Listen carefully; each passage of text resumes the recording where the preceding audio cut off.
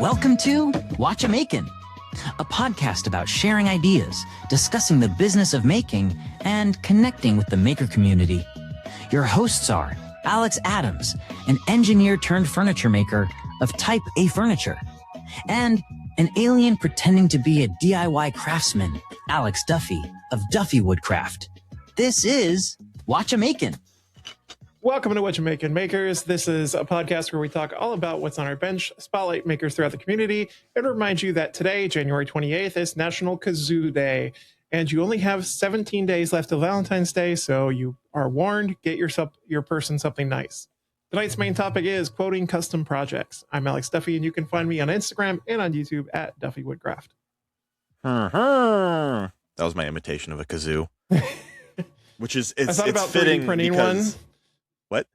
I thought about 3D printing one, but I didn't have time when I realized that it was going to be Kazoo Day. No.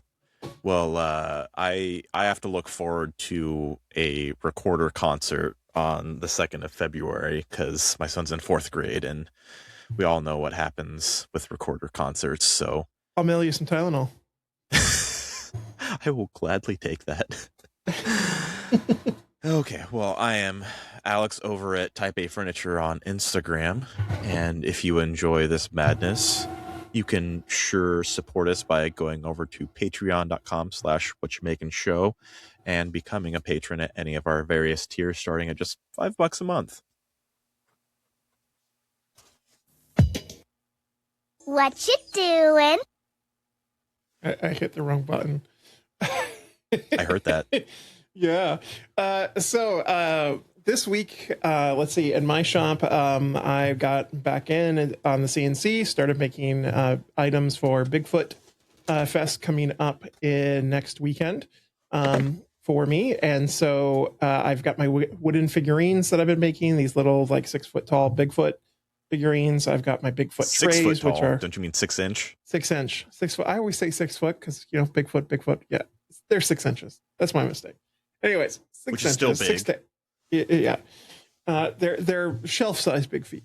But then I also making these Bigfoot trays, which are the size or the shape of a Bigfoot foot. They're about 12 inches tall, 6 inches wide. And so they're just basically a tray for either a catch-all tray or for food or whatever, whatever floats your boat. And then the fun thing is I'm using ColorCore for the first time. So ColorCore is a type of HDPE plastic. And what it is it's 3 layers. And so the specific one I'm using is yellow, black, yellow.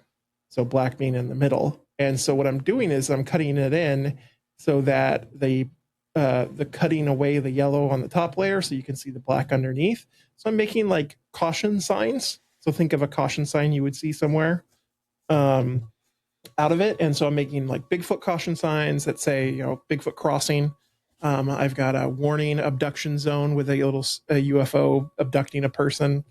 And I even made some smaller versions that are about the coaster size to sell as coasters too. So the material is only 1/4 inch thick. So it's thin and light, but it's pretty strong, so it doesn't flex or bend on me too much. So my first time using ColorCore, which I've seen done a lot, and I really like it, especially for sign making because it's really good for being outside. It's waterproof, obviously. It's not UV safe, so it's gonna fade under direct UV sun, but if you put it out somewhere under your porch, you're not going to worry about it bending from some moisture in the water or air. So right.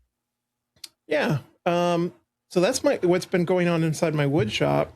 And then my 3D printer has been running all week. I've been 3D printing a bunch of planters.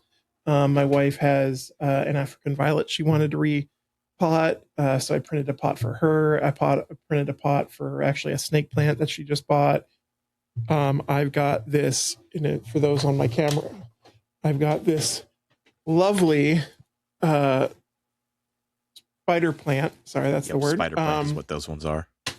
This is actually a piney pup. So Pine and Barrel Woodworks out of on the East Coast, they have a giant one of these, like 6 foot wide, and it sends out these little babies, which you can see on the screen right now. These little babies that it shoots out about a year ago. I bought one from them because they sell them on their website, and they were like, let's have all the makers across the US have a piney pup. So I got one, and it's grown to this, and now it's sprouting its own little babies. So I sent them a message going, look, your grandparents. So I'm going to cut a couple of the babies off and repot them into some new pots that I've been printing.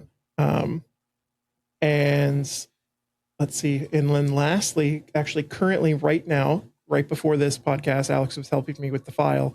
I got some PETG, so some stronger filament, and I'm printing some hitch covers for the truck, which are UV safe, and a little bit stronger for the heat. So I wanted to print out a couple of them, and I could have a couple to sell to people at Sasquatch Fest. And so I have they're black hitch covers with a white Sasquatch in the middle, and then the other one I have is an alien head as well.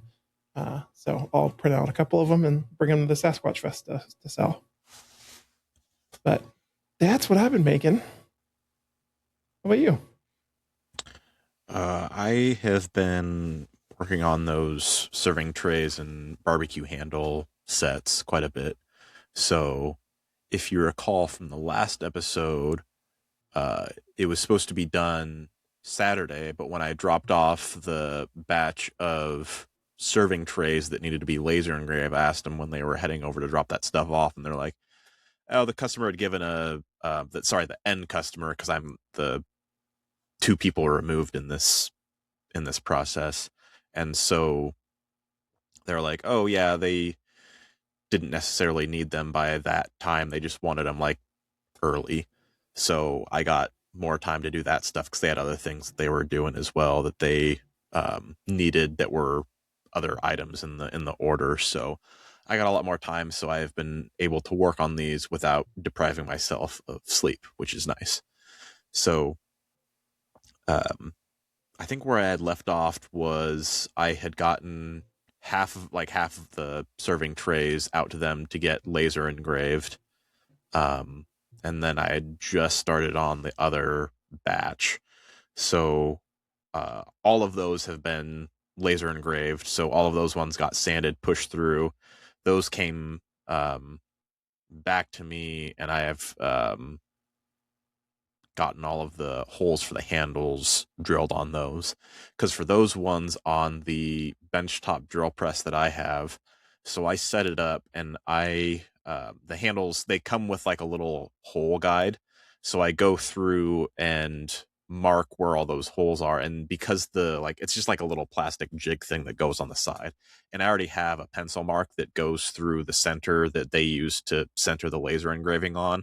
So I just go the full length of it, so then I can line up that jig based on that pencil line, and then everything's centered and good to go.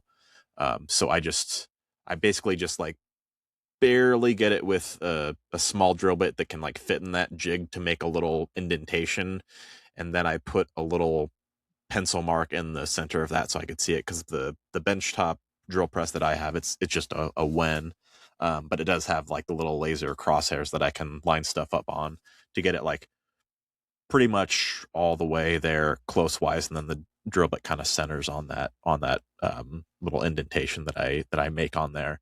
So I actually drill from the top, so then if I have a little bit of blowout on the back, it's fine.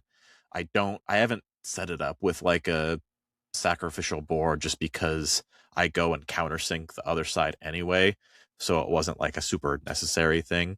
So I got all of the trays, I had drilled all of the holes, and then got them all flipped over, and then went back and then countersunk the size, and I used the drill depth gauge thing on there to basically control the depth of the countersink, because these all come from different boards, and I don't mill them down to all be like the exact same thickness, just because it adds a little bit of variability, and they're, I don't want to say personalized because of that, but it's like not two or like no two are exactly the same. And so because of that depth gauge and it's flipped over on the bottom, the distance from the front to the bottom of the countersink is always the same because of that drill depth gauge.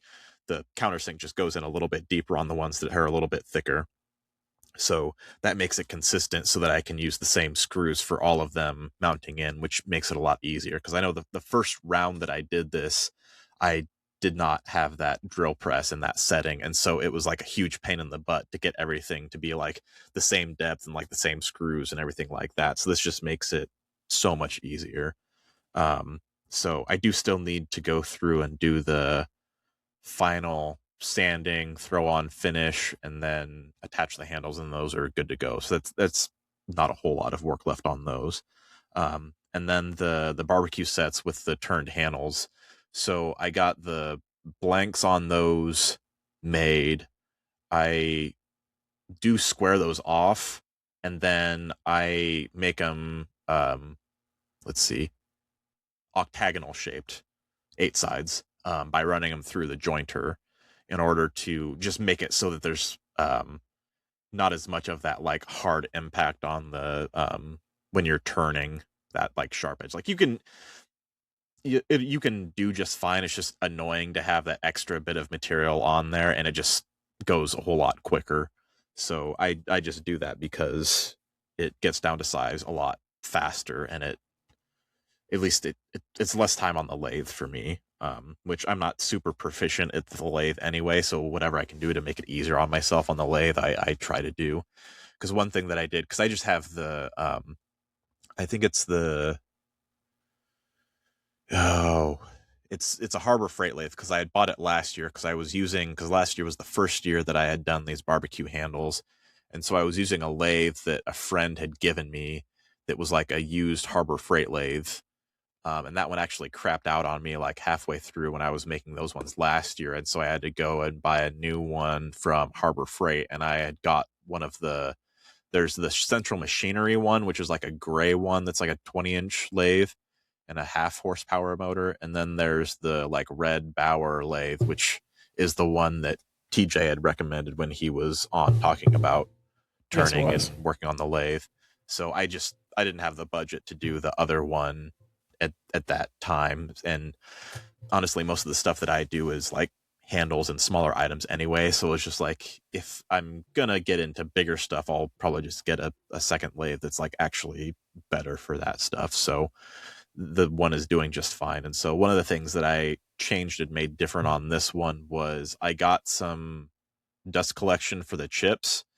So I got a couple of things. I got one of those, like, it's like a 12-inch by 12-inch like manifold thing that you hook up to your dust collector.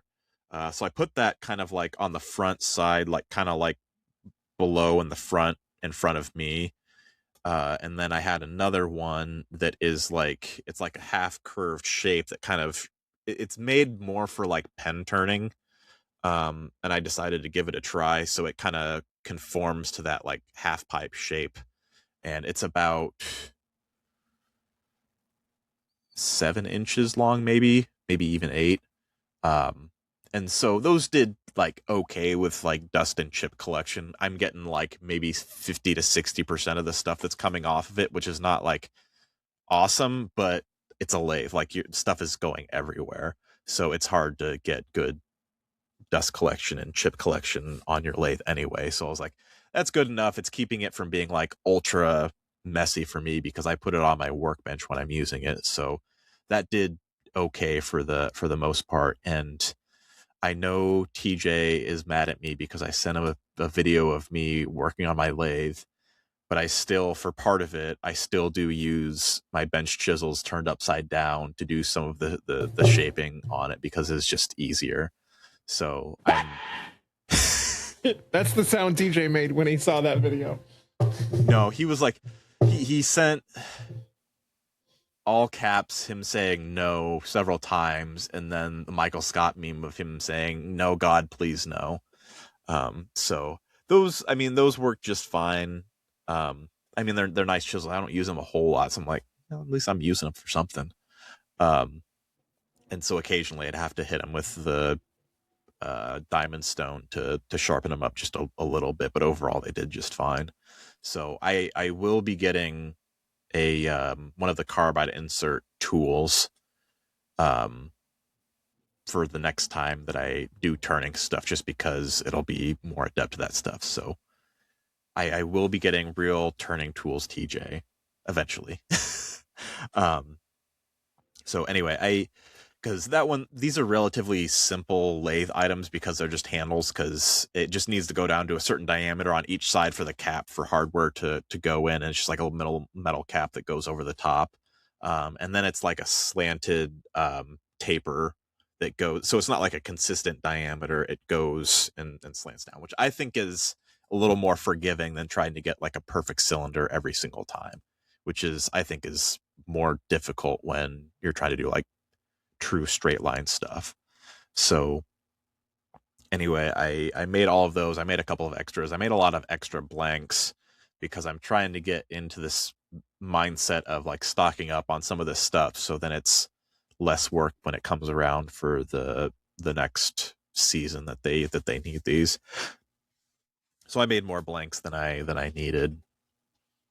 Plus, sometimes when stuff is lasered, things happen, so it's always good to have a few extras as well. So I have like twice as many blanks as what I needed, and then I turned a few extra of those handles.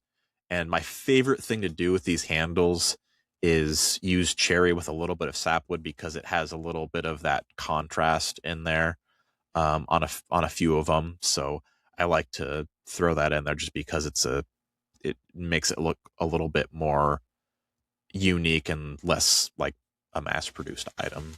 So I just enjoy doing that, and I think it looks really nice. So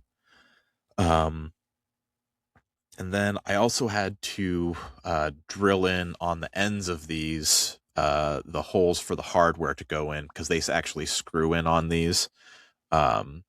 So I had a few issues with it last year, because one side, I was like, the diameter of that little cylindrical nub on one side like fit the hole on my drill press that's like the center like perfectly, so I was able to like line up and drill those down, but it wasn't necessarily like well centered. So I had gotten one of those little Rockler centering jigs for like turning kits, and it did okay. The issue that I ran into it was that because there is the taper on these, it didn't clamp super duper well. But I think for the most part, I generally had more straight holes drilled into these. Because if you drill a little cockeye, then your kit is not going to screw in straight, and it's going to look like crap, and then you have to do it again.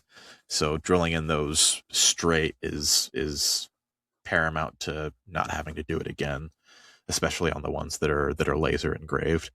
So that's what I did with the barbecue handles on that stuff. So I'm getting close to being done with all of that. It's all of the like drilling and shaping and hard stuff has been done on all of these. So it's just the final assembly and throwing on finish on these as well that I have left, which can be a little bit challenging because the threads on the hardware for these are not like super deep.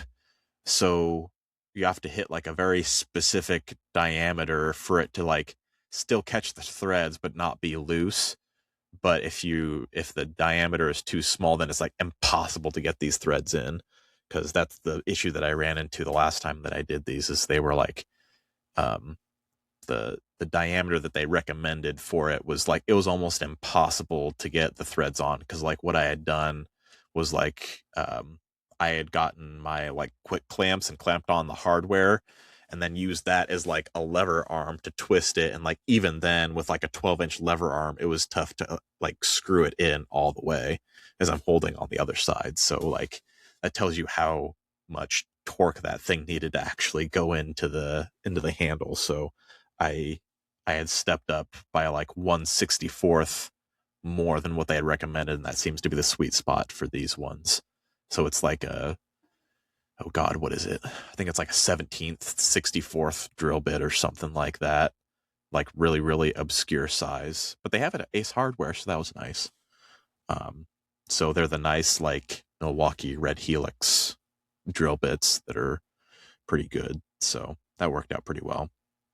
And then I do have some epoxy work coming up on that dining table, because I've got to fill in a couple of knots that cracked almost the width of the boards that I needed to cut out. So I need to do a little bit of test sampling on some pigment that I have not used before that's from Total Boat, that's supposed to be like a nice opaque black, because I tried using India ink in epoxy and I got more of like a dark translucent kind of black, which is not what I was wanting to have. Like for the other projects it was fine, but for this one I want it to be that opaque black to match the black Starbond that I use for like smaller cracks, because that one is like, it's perfectly opaque and I love the color of it. It's exactly what I want. I want to match that as closely as possible. So I'm hoping with this, I can't remember if it's called pigment dispersion or something like that is what it is. So I need to do a couple of tests with it, and I'm trying to figure out a test that doesn't use a crap ton of epoxy, so that I can also get the ratios of epoxy to the pigment correct without like using a bunch of epoxy and wasting it. So I need to do a little bit of testing with that to make sure that I've got it before I use it on the actual work pieces. So I'm trying to set that stuff up right now. And then I have been having a lot of fun. I had gotten the Gen 2 of the Meta Ray-Ban glasses, and I've been filming a lot of this stuff and getting accustomed to filming with that stuff as well as filming on the ring light, everything. So I've been filming all of this stuff. So hopefully I can get my butt in gear and actually edit this video, and have good stuff. So I think there's some good stuff there. I've been trying to catch myself as I've been recording with the Ray-Ban Metas, to not like tilt my head when I'm recording with that, because I know it's going to look weird in the end footage. So I'm like trying to keep my head in frame better as much as possible so that it's not like a really weird angle. So it looks like I'm doing everything with like a crick in my neck when I'm just looking at it from a slightly different angle. So that's the very long-winded answer to what I have been making lately. Well, and actually during all of that, I remembered that there was one other thing I've been making that I forgot to put in my you had notes. your time. Nope. Okay, you can go now. Okay, I guess we move on. No, so part of my 3D printing was I made some 3D printed UFOs last week, and I got a silicone mold making kit because my idea is for my wooden UFO lamps that I make, if I can not make the UFO portion out of wood and make just the base and everything out of wood, that'll help a lot of my time and stuff. So I made a silicone mold. And so if you're looking on the screen, I'm showing you these resin UFOs that I've now made from it. Now these are horrible because one, the resin was super cold. So there's like super amounts of bubbles in them. And it's a horrible thing, but it was a proof of concept. I wanted to make sure that the mold would actually release properly and that it worked properly. And I could see all the little indentations where like the windows are in the UFO and all that. So it did work as expected. So I'm going to make a couple more different style saucers now to make a couple of more molds, so I could do like 4 or 5 of these at a time. But I think did you do a cool 2-part silicone mold on those saucers to get the other half of it essentially, or how did you get that shape with it? No, I just 3D printed this whole saucer like this, and then I put this. I added a little dab of glue at the bottom, so I glued it to the bottom of the tape, the silicone tape that was at the bottom of the square mold I created. So then I poured all the silicone on it. So then when I took it off, if I flip it upside down, then I peel off the tape. This little point right here is then the only thing that's open. And then I just used a little knife to cut down a center, and then I just peeled it out. So wait, so you have to make the silicone mold for every one of those that you make? No, just once. Oh, I thought that when you were saying that you needed the knife to get it out, No, so that's when I did when I was cutting the 3D model out of the silicone. Oh, gotcha. Okay. Because once that's in there, then you make a single slice to then pop out the model out of there. But as long as you only do one thin slice, then it immediately closes back up. So when I poured the resin, there's no seam or anything. You can't tell where that cut was. But now that there's when a cut you there, still so can that pop it open and it'll come open on that seam for when you actually pop that out. Okay. So yeah, you've got one flat spot on the bottom of that UFO that is the spot where you actually are pouring in the resin. Pouring the resin into. Yep. Are you going to add like a little funnel on the top for a space where like the bubbles accumulate and then just like saw that off? I hadn't. I might. The other thing is, so what I actually ended up doing is I did a bunch of research today, and knowing how resin works and everything. The reason why these failed so bad is the bubbles. I already have a pressure pot, so I plan on doing the pressure pot to get the bubbles out. The next thing that I was going to say is if you have a vacuum chamber, that'll take care of that, and you wouldn't need that extra little bit to cut off later. Yeah, the one thing I also ordered today was basically a little resin warming chamber that I can put the bottle into to warm it up, because all my resin sits out in my garage, which is 40 degrees this time of year, and it really should be sitting at about 75 to 80 degrees when you pour it. So I got this little thing that'll warm it up, and I can just, while I'm out there working in the shop, I can put it in there, let it sit for 30 minutes, and then pour it, take it out. So I just put hot water in a bucket and call it good. I've done that in the past. It takes forever. It takes a few hours, and I don't like waiting that long. This warmer says it'll take it from 35 degrees to 80 degrees in 30 minutes. So does it also massage your toes? Okay. I don't know. It should. So we'll see. I'll report back on how that goes. But anyways, that's double as a spa business. Yeah. But that's what both of we've been making this week. Fix it. So have you been breaking anything this week, then? I think kind of under that breaking umbrella. They're more like little, as Bob Ross would say, happy accidents.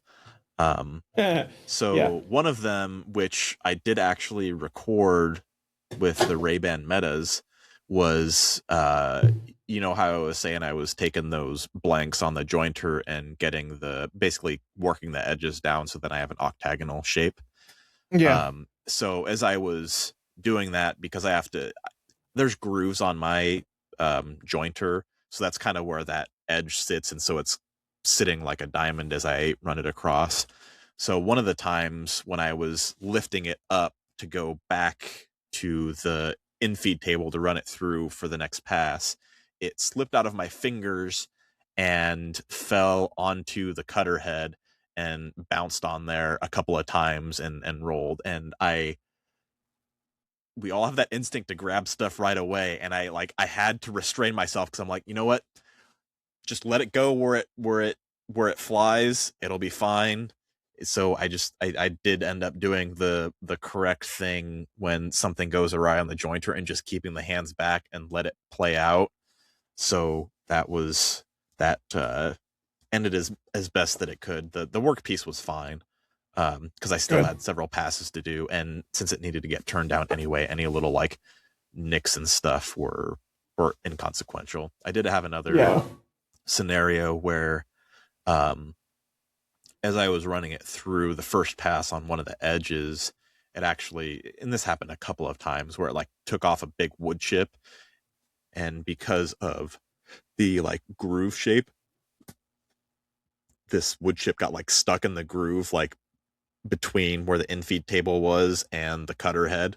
So you also have that instinct to just like flick it, right? Just like flick. Nope. I stopped the jointer, let it wind down, and have the cutter head stop, and then got that little wood chip off there. So because that one was wedged in there pretty good. I did have another wood chip that was in there that I just ran the next workpiece over it, and it shoved it into the cutter head, and it annihilated it. So the other one was not nearly as much of an issue.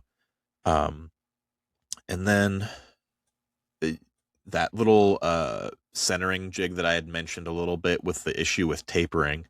So because those are made for like a true like cylindrical shape and not like a tapered shape, it was only contacting on one area. So when I had the wider diameter side up, it wasn't as bad because you had contact with the bottom of the jig and then a point that was up a little bit higher. And so I still held the workpieces I was drilling to make sure it didn't like twist or anything like that. Because I did also have a slight misalignment issue where I had to just push it a little bit. And I think part of it was because that jig is so tall, because it has like a space for like a little drawer on the side for like bits and bobs.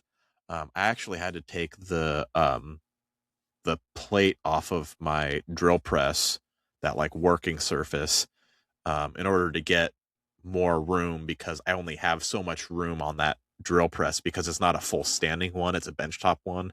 So because I've got the clamp itself, and then some of the workpieces are 6 inches tall and the other ones are 7 inches tall, and I was at like the full depth, so I was able to just rest it on the like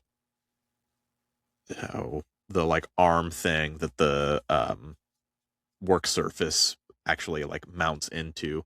So I had to like clamp it to a piece of wood to like hold it on there. So it's like I almost just put it on the like the feet of the drill press to just hold it in place and do it that way. But this worked out to just clamp it to that.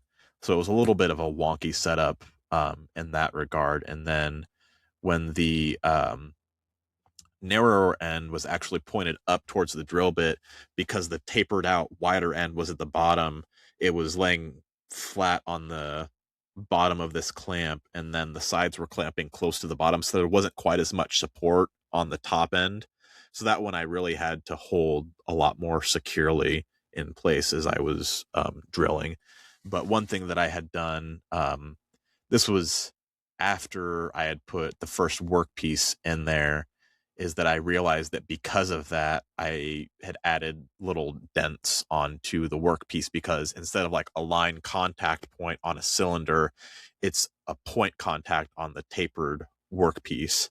So instead of that, like, because on all these self-centering clamps, they've got that like diamond shape that they cut out of the center so that it can have a nice point contact and hold it more securely.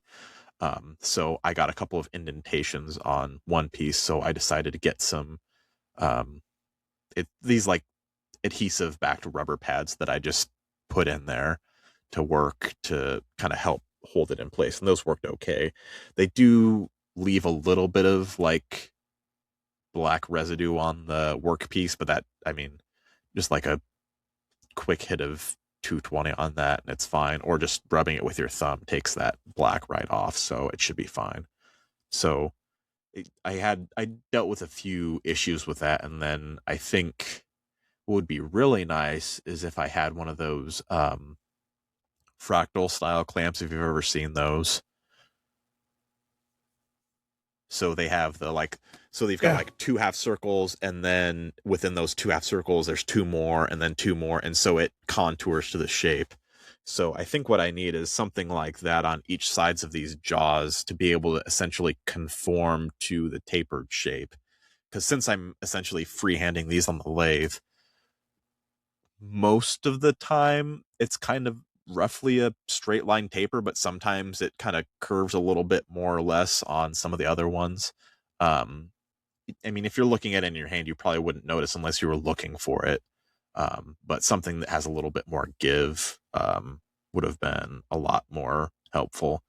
And then the last thing that I had was I actually had, and I thought I had the countersink piece in really nicely in when I was doing the countersink on the bottom side of the serving trays, where the screw comes in for the bottom to hide the screws.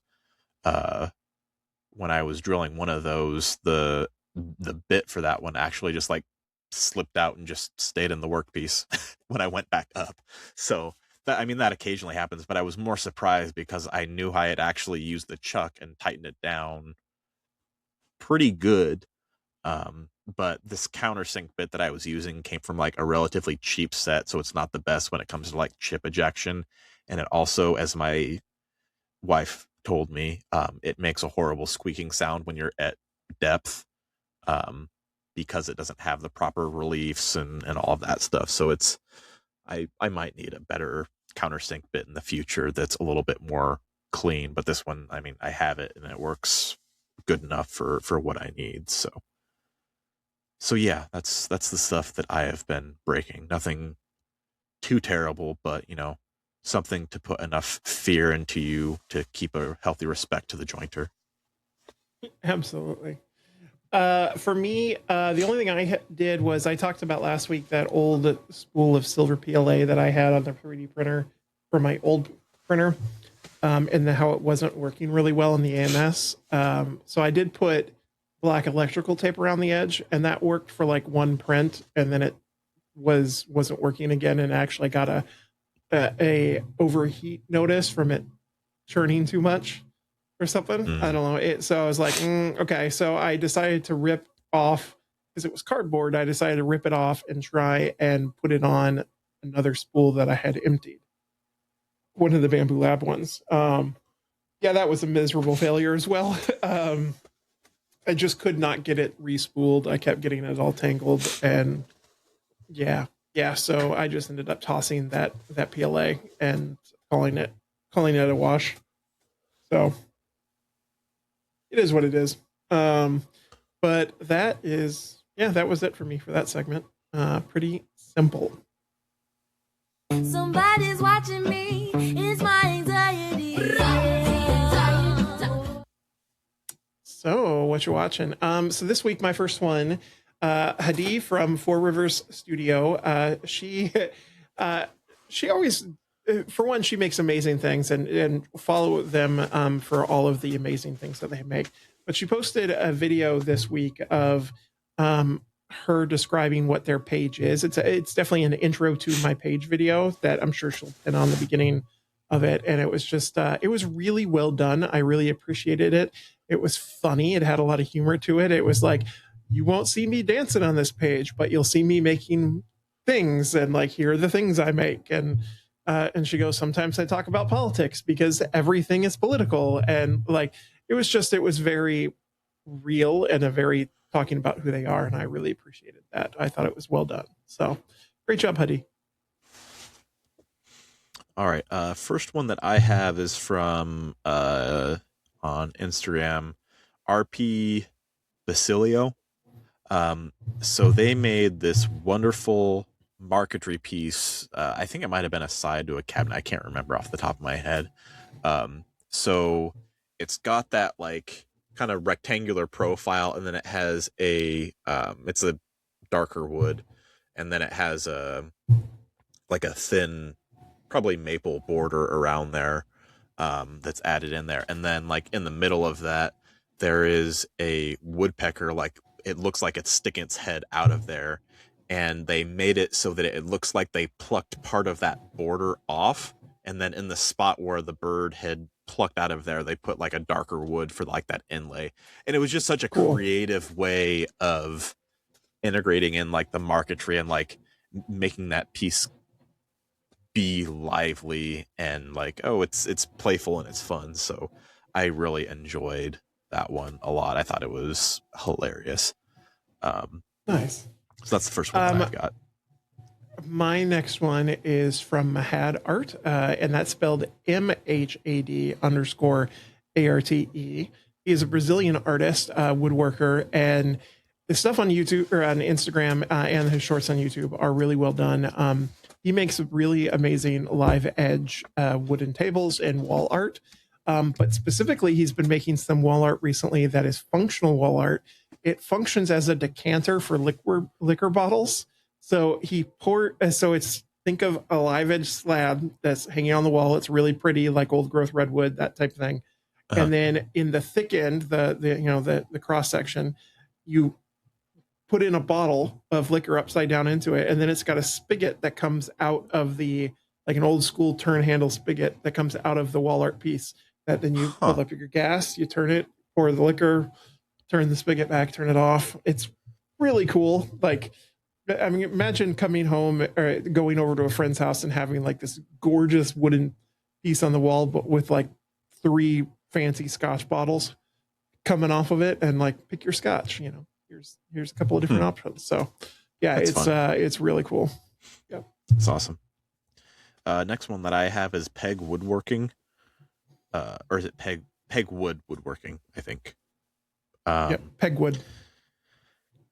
So they made these really cool lamps, and so it looks like a 4x4 of walnut, like vertically. And then what they've done is they've segmented out some of the piece of it so it looks like it's opening up like a flower. And then they've got the light source of the lamp in the center of it.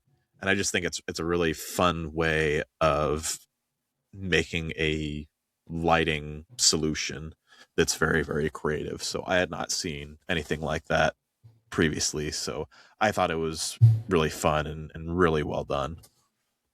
Nice. My next one is from Lyman Jeffrey. So Lyman Jeffrey on Instagram, made a really cool Lord of the Rings wooden book. So think of like the book, The Return of the King. He made that one, and you can tell just from looking at it that it is a scroll saw piece because you can see the cuts. So what happens is it's a wooden book, and then when it's turned on its side and he flicks it up, it is one of those cool pieces that pops up like a lot of people will do mountains. Well, he did a recreation of Helm's Deep, like fortress. So when he pops it up, the fortress pops out of the book. So that was really cool. And, you know, the sound and the reel is the Lord of the Rings. And it was really well done. So great job, man. As wonderful. Okay. Next one that I have is the pages, the collection by Tim Noon, and Tim Noon, last name is spelled Noone. I think that's how it's pronounced. And this one's another lamp. I think what they called this one, the name of this one was like Tannen's Lucum Ellipsis lamp is what their like wording is for it. And so it's kind of hard to describe, but if you've ever played Battleship and you know what the submarine kind of looks like, where it's kind of got that like half dome kind of shape and then another half dome like on top of that, and then coming out of that are like 2 rods, and then take that same kind of half dome shape and then flip it upside down, and that top piece coming down onto those rods, that's like the light source. So it's a very modern looking piece, but the one of the cool things about it is that they've got the texture on there, like the dimpled texture on all of those pieces, which I think looks really nice on that light source. So obviously doing stuff with light, you've got a little bit more to play around with the aesthetics, because it obviously has its own light source, so you can do some fun things with it. So I just thought that it looked really nice, and is like, yeah, I'd have something like that as like a little like desk lamp or something along those lines. That is awesome. And my last one is a shout out to Jeff and Johnny Builds. So Jeff from Maker's Way, he works for Johnny Builds. We've had Jeff on this podcast before. But Johnny Builds has released a new video this week on YouTube. And it's a video fixing a table that he made a couple of years ago from a $6,000 piece of 2,000-year-old cypress root wood that he flood coated the cover of it with epoxy because it's really punky soft wood. And then he made this weird 3D printed like column or Roman columns thing, because he's like, oh, it was started around the Roman Colosseum, so I'm gonna make the table legs out of that. He even calls it his biggest woodworking mistake. Like it looked rough. He's been trying to sell it for a year, hasn't sold it whatsoever. So the video is about him fixing it. He builds a beautiful base for it that works really, really well with it. Completely removes the epoxy, gets it all resanded and redone, and then actually gets a custom cut piece of glass for the surface to go over that punky wood, because it still is soft even once he removed the epoxy. Yeah, because cypress is basically like as soft as like pine, maybe even a little softer if I remember correctly. Yeah, and then this is root ball, which means the grain's going every which way, and it's been old and it was in a bog, so it's punky. And so anyways, so the video was about that. But I do have to say, I talked to Jeff actually over Instagram, and I commended him on a great video, because the humor in that video was freaking spot on. There were a couple of points where like Jeff is in the background, and it's the Obi-Wan Kenobi, hello there.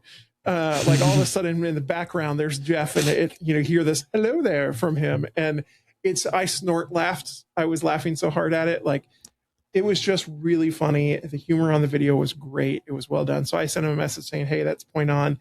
And he goes, that's definitely something they've been working on and trying to change their style a little bit and to get a little bit more humorous. And they're in the middle of moving to a new shop. So congrats to Johnny. He's moving to a new 5,600 square foot shop, which has 3 separate buildings, including one will be an office and then a couple of buildings. So congrats to them. That's a huge move. So yeah, that's my last one. Shut up and take my money. So tonight's main topic, I'm going to reuse that sound, is quoting custom projects. So yeah, we wanted to talk about how do you quote a custom project to a customer? What does that look like? And so on. I will say, when just giving a brief overview on mine before, Alex, I let you kind of go on this too, because you do more of this than I do. When I do custom projects with customers, I quote them a rate. I provide them a PDF invoice with a quote, and it says, estimated final price. I call that out, that the final price will be provided, and it won't be it'll be within 20% of this estimate, or, that's my guarantee to them. It won't go over 20%. And then I give them a range of a due date, delivery, and et cetera. So my pricing formula, and a lot of people ask this, so I'll just figure I'd give it anyway. My pricing formula is this. Excuse me, my voice is going apparently today. I do the material cost times, so the material cost of everything in the project, wood, the finish, everything. So material cost times 1.3% for wear and tear on my machines. So that gives me my first amount. Then I add $60 per hour of my shop rate, and then I multiply all of that times 2 for my profit. That is my formula. That's how I price all my products. That's how I price my custom rate. I feel like that is what values my time. I know a lot of people don't think that they can charge that much. I disagree with you. I think you can. Now, if you're making things at scale and selling them at a craft fair, that is a whole different pricing thing that we'll talk about another time. But when I'm talking about specifically a custom rate that I'm charging somebody for making something custom or making furniture custom for them, that is my formula that I do, because this is a one-off item. This is not something I make in a mass scale. So they're getting just me focusing on something this whole time. So that needs to account for my time, my machines, wear and tear, all of my materials, everything. So, but yeah, that's kind of my overview. Alex, why don't you go on how you start?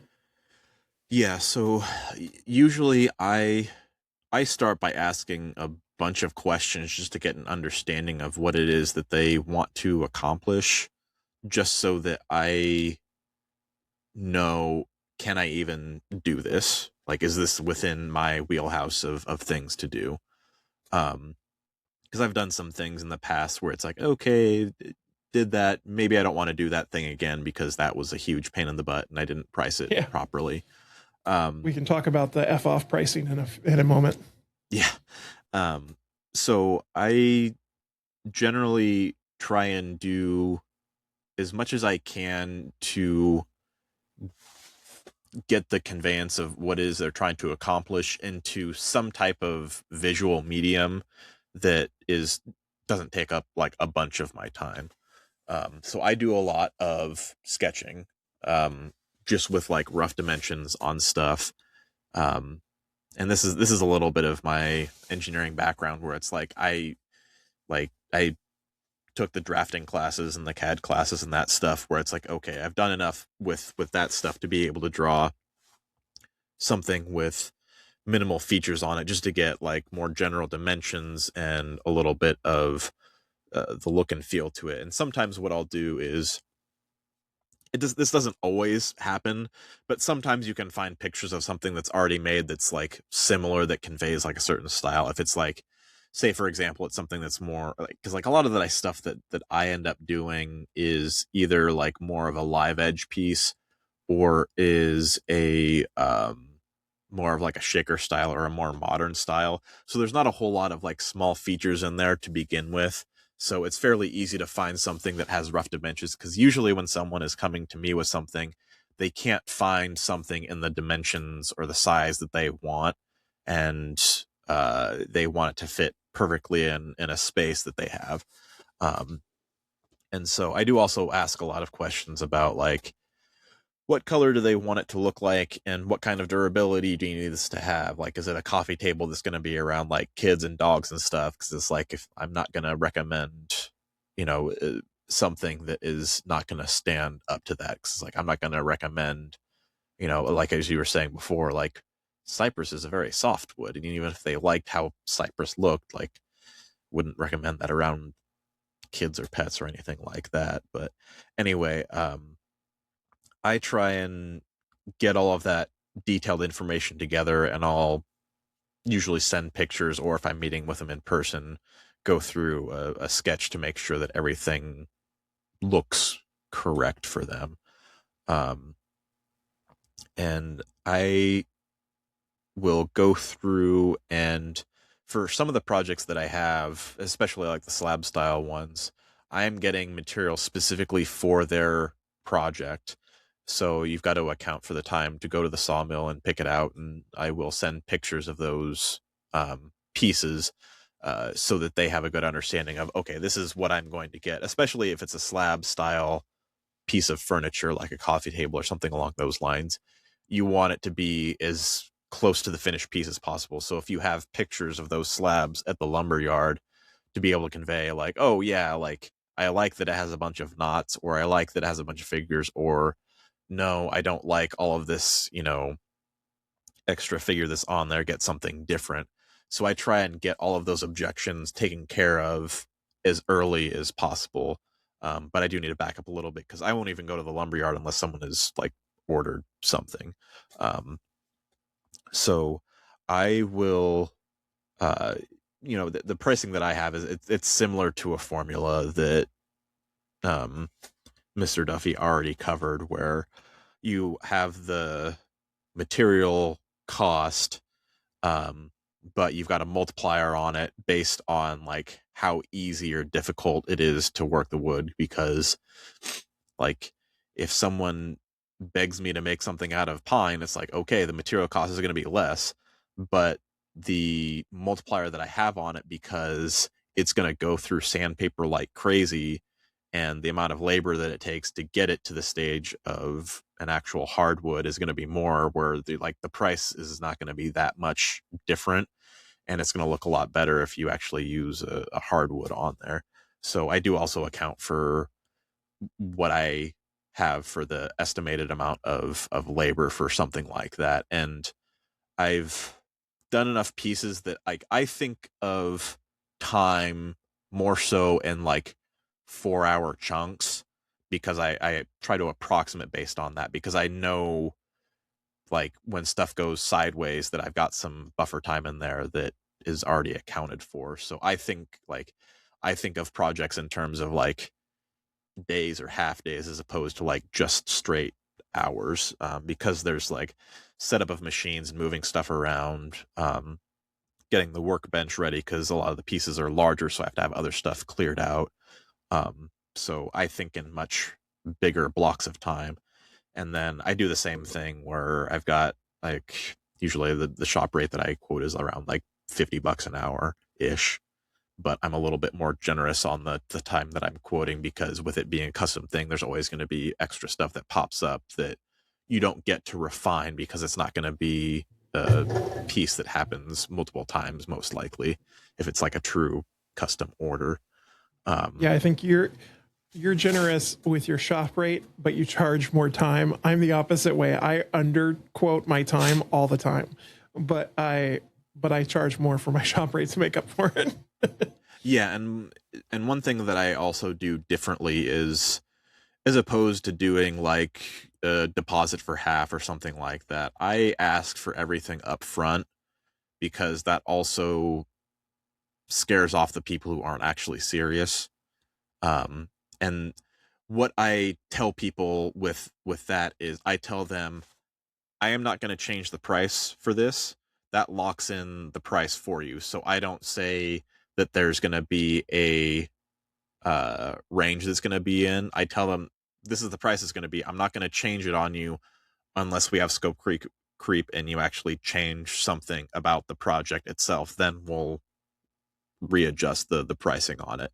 So that's the little bit of give and take that I do with people, is I like, because that has reduced a lot of headaches with like keeping track of invoicing and how much someone has paid you versus how much is left. And, you know, sometimes financial situations change for people, and they have like a big medical bill, and then they're like, well, I can't pay the rest of it. And then you're stuck with this project where it's like, I just try to avoid all of that stuff and keep it as minimized on my end, so I'm not exposed by that, which is, it's a different way to approach it, and it works okay for me. It may not work well for everyone, but that's just kind of how I structure a lot of these custom pieces. And when I am estimating, going back a little bit early on the process, when I am estimating like the material for a project, like I am accounting for extra waste and scrap that is there, and I'm saying, okay, I know that there is going to be waste on this, and so any extra material like that goes back to me, because not always are you going to be able to use this stuff for other projects. Like sometimes you might be able to make coasters out of it or other pieces, but I don't account for, or I don't count on that happening on there. So that's just, for me, that's just the part of the milling process, is that there is some loss, and there is a yield amount that you actually get out of the material that you bought when you buy it in a rough state. Now it's a lot different when you are buying something in like sheet goods, because that's a whole different ball game. Whereas I just operate in usually really thick, either like 8 or 9 quarter rough sawn material. So that's what I'm accustomed to using and quoting. And I usually tell people, I'm like, and especially with custom projects where it's like we're milling up an actual tree for someone to use, and I just tell them, like, if we know the size of the work piece that we're getting there, we cut it to that, and we're a little bit generous with the what we get with the rough sawn stage, as opposed to what we get as like the final dimension. Because like we'll cut stuff to 8 or 9 quarter, which is a little bit more than 2 inches, but generally speaking, I usually only anticipate maybe 1 3/4 inches out of that after it's been jointed and planed. Sometimes you can get thicker, sometimes less, but that's just the game that you play with, you know, if your wood is warped as it gets dried. So there's a few more unknowns in there, as opposed to like getting something at a lumberyard that you can already see, yes, this is warped, I can't use this for these particular work pieces. But thinking you can do, like, you're not going to have perfect boards for your project, and those custom projects where it's like, okay, if you need, you know, 5 boards that are 6 inches wide and, you know, 1 3/4 thick, like, you're not going to get that exact size from the lumberyard. You're going to buy more than that, because there's going to be checking on the ends that it may not look good from the sides or something like that. So you've got to account for that in there. So you're going to be buying more than that. And especially if it's in a material you don't use very often, you're not going to have extra stuff lying around that you can use from another project. So definitely be generous on the material side of things, because that'll come and bite you in the butt later on, especially if you have to make extra trips, because that can, depending on how close your lumber yard is to you or whatever source of material that you have, that can amount to a lot of time. Because the place that I get most of my rough sawn lumber from is about an hour and a half away. So that's like a 3-hour round trip. So that's like a day for me of going through and sorting lumber. So that's why I won't even start a project until someone has decided on that actual project and paid for it. And then I know, okay, I've got this time accounted for. It's actually billed against something. So this time is actually gonna be worth it. It's not just a trip that I'm making and maybe getting material that I may not ever use again. So just try to protect yourself in that sense and try not to get too excited on a project. Because I've had projects that I had a reclaimed wood project that was supposed to be last year, early in the year, and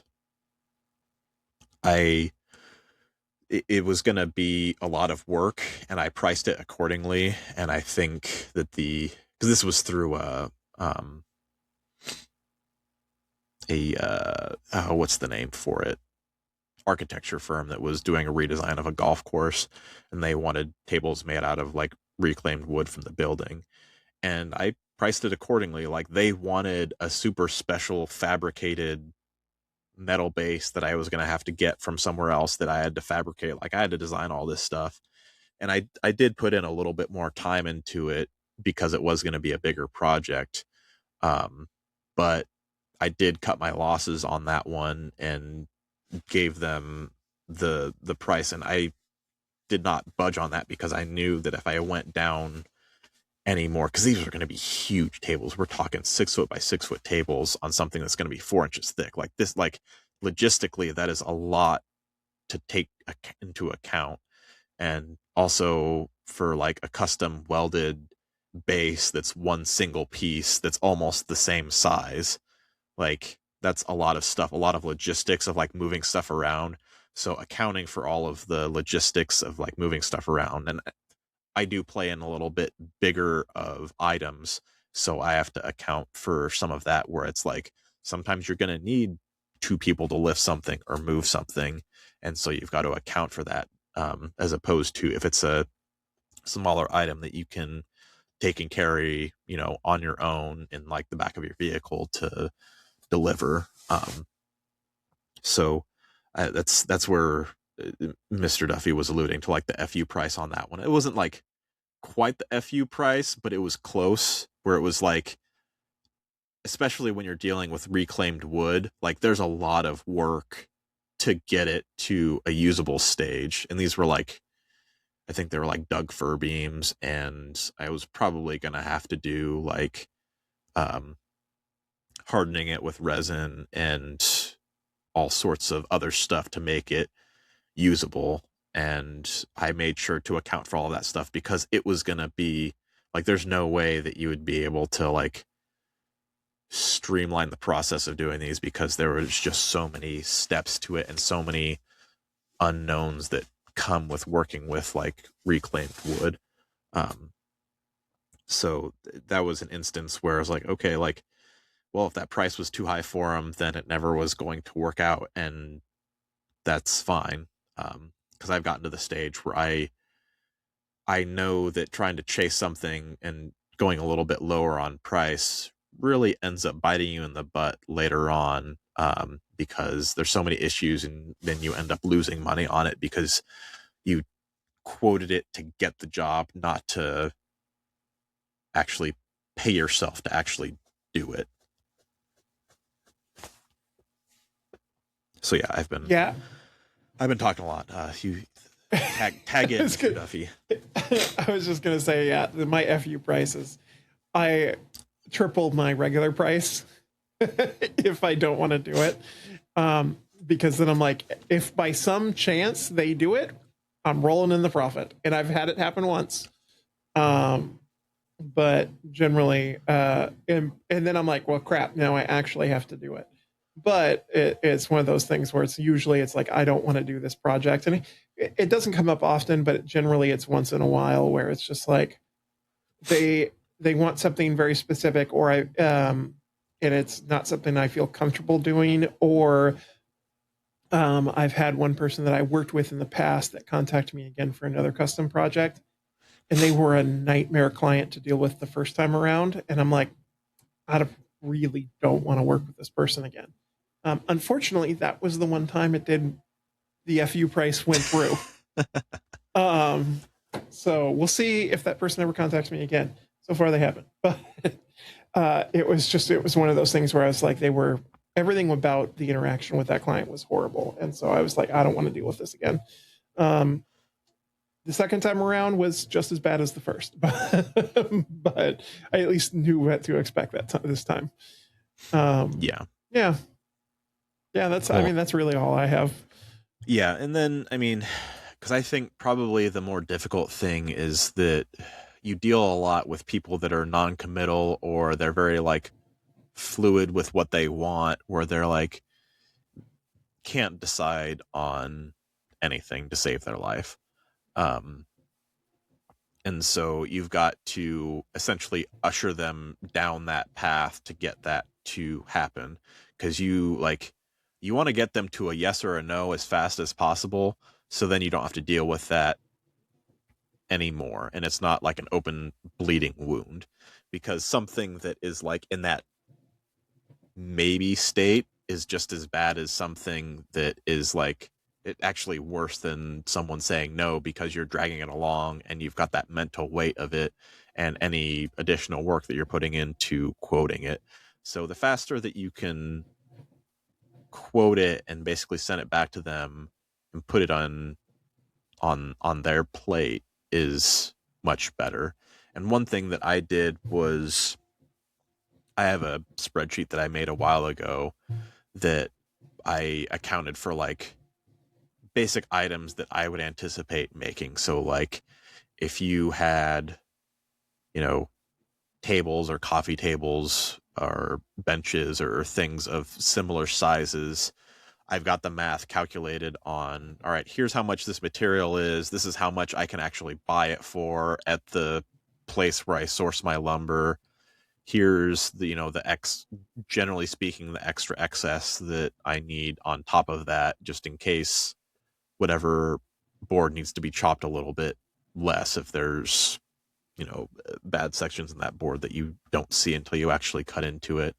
And then I went as far as like, I calculated in there basically how much, finish I need, how much sandpaper I need, because if you pay attention while you're building stuff, you can convert something to like units of square footage when it comes to, say, sanding and finish and whatnot, where okay, like when I was doing the church pews, it was relatively easy because they were so much bigger that I knew, okay, volume wise, that it was going to be a quarter of a can, or sorry, not a quarter, like a third of a can to put finish on these at the normal rate that I would, because of the amount of surface area that I was anticipating.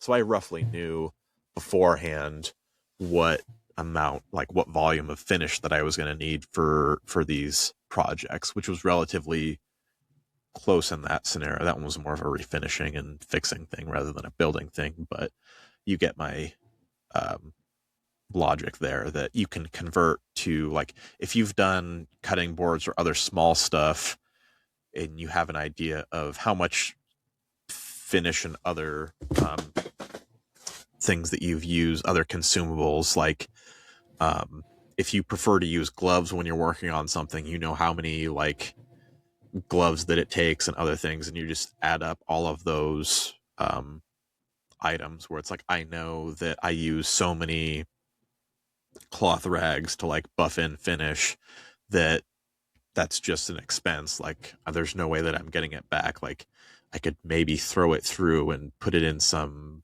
solvent or something like that to maybe get it back to a better state. But as far as I'm concerned, that's essentially trash now, and it's gone.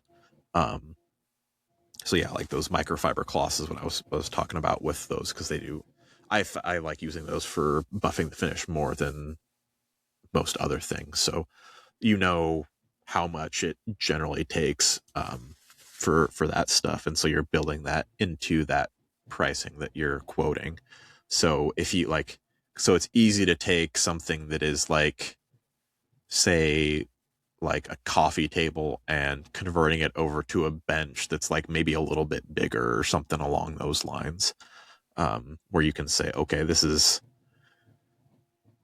8 foot long and the other one was 6 foot long, and this is how long it took to do that. So it's tough because you can estimate as best as you can, but if you've got something similar in terms of a project that you can account for some of those expenses, you can at least extrapolate from there and have a better estimate of what it's going to take. Because one of the earlier projects that I have was it was like a bar top table, and they wanted it was like 6 pipe legs, and then it had like a border going around the bottom for like a little like footstool essentially.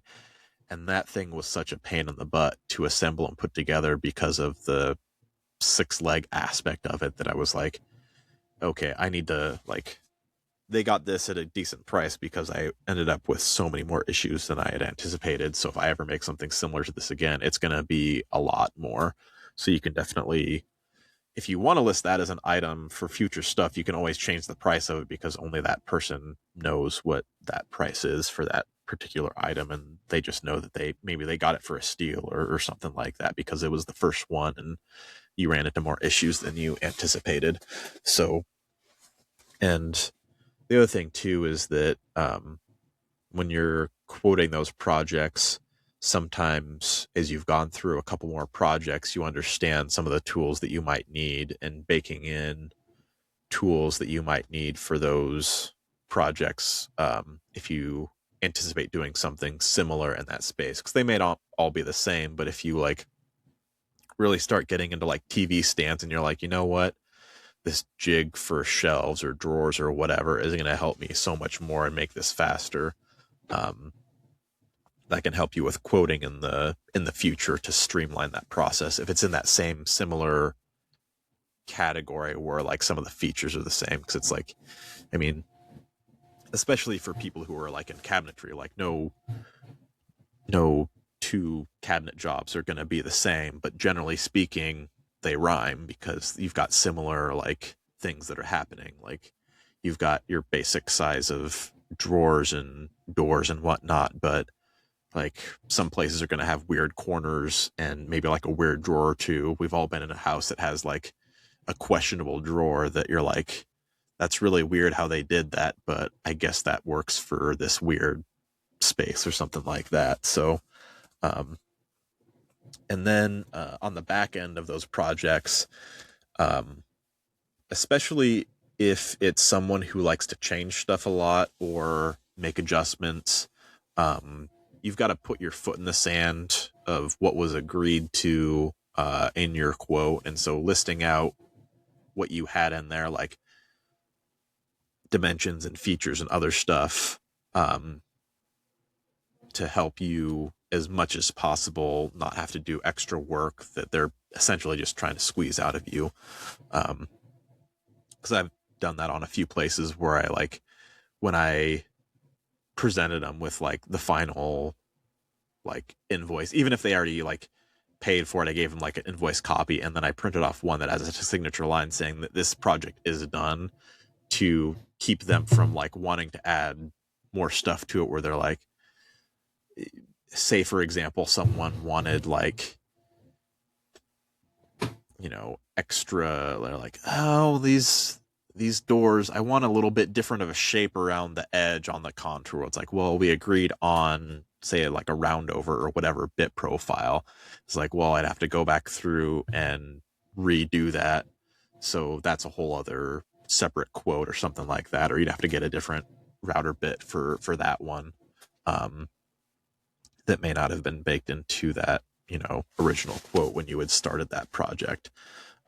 Because you'll have people that will want to add on extra stuff all the time, or maybe it didn't look how they wanted, but they insisted on it being done that way, even though you said. So sometimes it's tough because it is your work, and sometimes it can be tough having it not end up being how you want it, but it's how they spec'd it out. And Right. especially if they're a customer that like fights with you on something that you recommend and you do it their way and they don't like it, it's like, sorry, dude, I tried to tell you that like these proportions weren't going to look right, or these two colors aren't going to look good. And, that recommendation of like swapping something out, or like, cause like,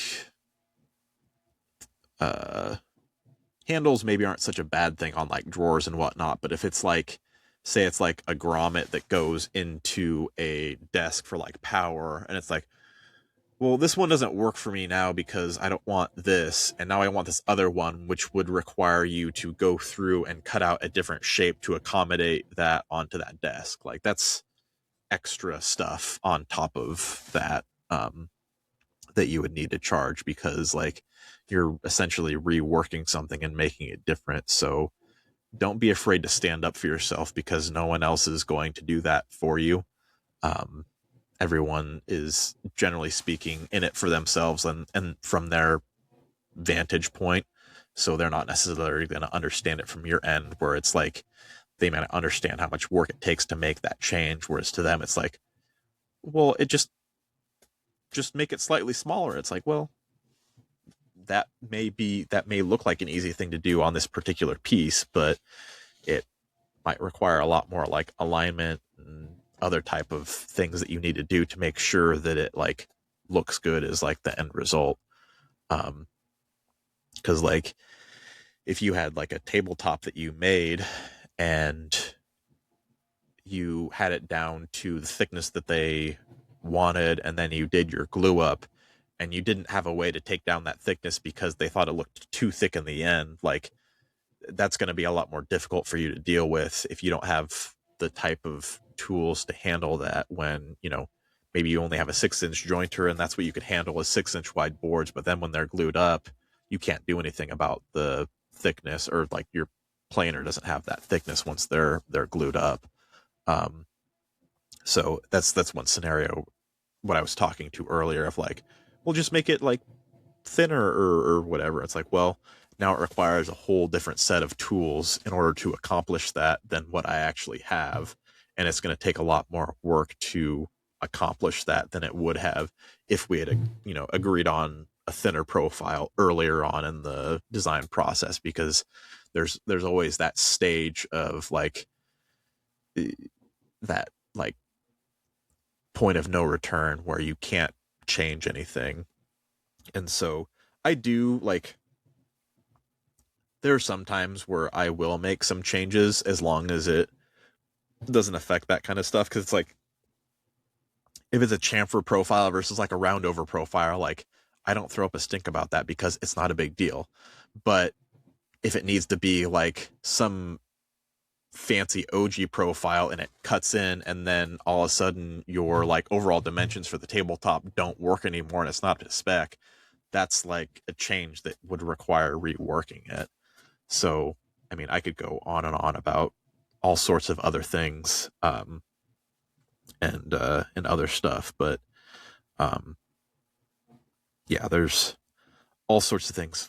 All customers have their own quirks and ways of doing things. So, and the other thing too is that I think I had mentioned earlier that I try and get people to commit to a project, basically tell them that like pay for this project up front to get it going. And sometimes if they don't go for that right away, it could mean that they like never ever had the budget for something like that and they never come back. But it's okay to reach out later on and say, hey, are you still interested in doing this project? If it's been like a couple of months, it's fine, because sometimes people start earlier on in the process when they may not be ready for something like that, or maybe the time frame that you give them is a little bit longer than they anticipated, but then they realize that there's no other options, and that's what they're just going to have to deal with, is something that does take on the scale of, months to deliver.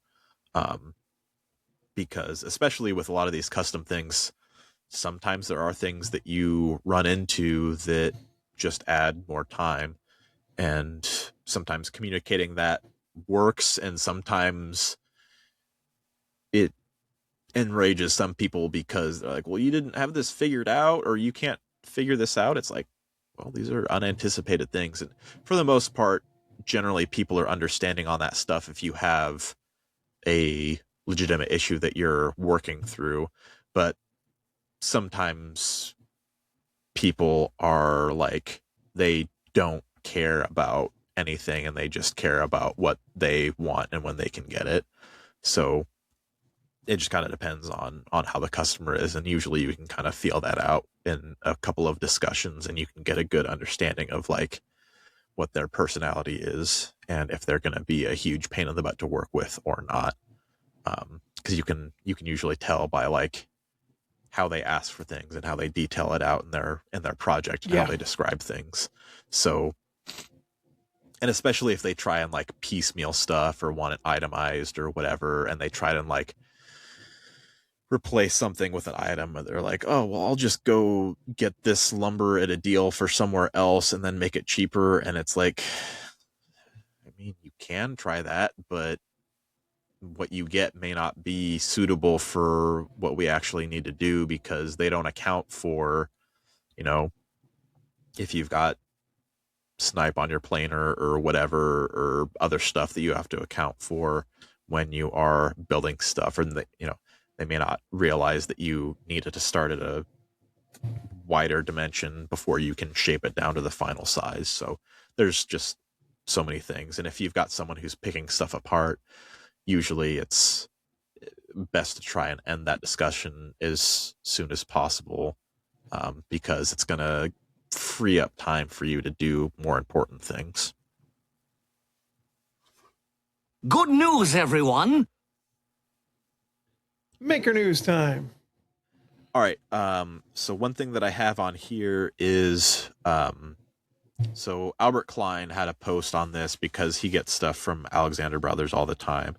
And so this is something for people who like doing detailed work or marquetry or other things, but they are now stocking veneers that are 1/16 of an inch thick, which is not something that you see a whole lot of. Most of the time you have to saw that up in your own shop for that thickness, because a lot of times what happens is that a place that gets veneers, they cut it down to like a 64th of an inch or even smaller, which is basically like paper thin, and that can be difficult to work with. And you can burn through that with a sander super duper quickly. So this is a pretty good thing to have in your back pocket of working with veneers that are of that thickness. Because a lot of times when, at least initially when I thought of veneers, I thought of like the paper thin stuff, because that's what you would normally have. But I mean, veneer is just something that's slightly thinner that goes on some type of substrate, whether it be plywood or MDF or whatever. So I mean, honestly, I find working with something that's a little bit thicker is a lot easier. And so it just like, it doesn't require nearly as much tiptoeing around to accommodate, what is out there. So I think, they've, in their inventory, they've got a lot of nice lumber that's available there, and then adding it in to be an option for a veneer is really nice to have if that's something that you need for projects, or you just need thin material for smaller boxes or other smaller projects that you need, even if it's not for marquetry. So I'm pretty pumped that when I heard that they were starting to offer that. Awesome. I don't have any other news, so I will just say thank you guys so much for listening. And if you do want to support our show, make sure you go to patreon.com/Whatcha Makin. You can sign up there. Our tier starts at $5 to help support the team and to get the show out early before we release it to the general public as well. That is patreon.com/Whatcha Makin show. Oh, Whatcha Makin show. Makin See, show. I don't do this normally. That's my fault. No, it's fine. You tried. It's okay. I tried. And Bless on his that heart. note, bless my heart. In case I don't see ya. Good afternoon, good evening, and good night. Good night, everybody. Night, night.